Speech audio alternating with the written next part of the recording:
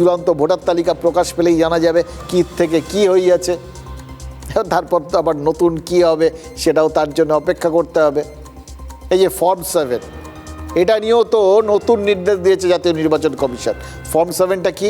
মৃত ভোটারের নাম বাদ দিতে যে ফর্ম পূরণ করা হয়, অথবা মৃত বলে কারুর নাম হয়তো বাদ দিয়ে দেওয়া হলো, বেঁচে আছেন, সুতরাং তিনি যে ফর্ম পূরণ করে আপত্তি জানান, সেটা হচ্ছে ফর্ম 7।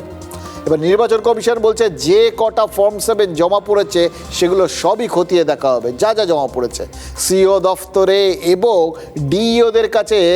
বেশ কিছু যে ফর্ম 7 জমা পড়েছে সেটা এবার জানা গেছে, সেগুলোকে এবার ইআরও আর এইআরওদের কাছে পাঠানো হবে। এবার এই নির্দেশিকা মানে আপনাকে বুঝতে হবে কিন্তু সরাসরি এই কোথাও গিয়ে সিইও অফিস বা ডিআরওদের অফিসে যখন যেখানে আর কি এই ফর্মগুলো জমা দেওয়ার কথা নয়, সেখানেও তাহলে বেশ কিছু লোক ফর্ম 7টা জমা দিয়েছেন।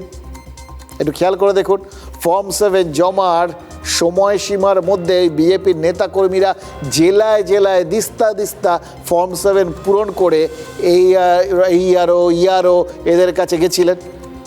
আর তৃণমূল প্রশ্ন তুলেছিল যে একজন 10টার বেশি ফর্ম 7 জমা দিতে পারেন না, সেখানে বিজেপির নেতাকর্মীরা দিস্তা ফর্ম 7 জমা করতে নিয়ে যাচ্ছেন কি করে? অভিষেক বন্দ্যোপাধ্যায় তো বিজেপি নেতাকর্মীদের ডিজে মিউজিক শোনাতে বলেছিলেন। আর বিজেপির অভিযোগ ছিল তাদের ফর্ম 7 এইআরওরা জমা নেননি।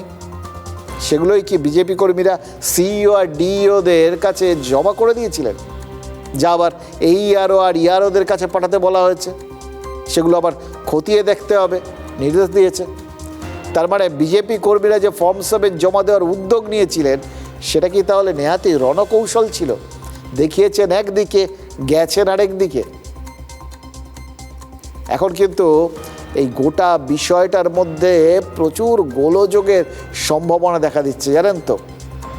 এই যে এইআরওদের কাছে এখন গোটা বিষয়টা যাবে বা ইআরওদের কাছে যাবে, তারা যদি অক্ষরে অক্ষরে নির্বাচন কমিশনের নির্দেশ পালন না করেন, সাসপেন্ড হবেন। এবং কে করবেন? জাতীয় নির্বাচন কমিশন।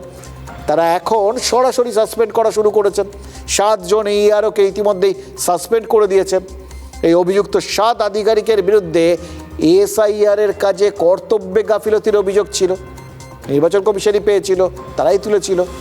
তারা অভিযোগ করেছিলেন যে নথি খতিয়ে না দেখে ক্ষমতার অপব্যবহার করে নাম তোলা হচ্ছে, এরা তাই করছিলেন। তার থেকেই গোলযোগ। সেই জন্যেই কমিশন সরাসরি ব্যবস্থা নিয়েছে।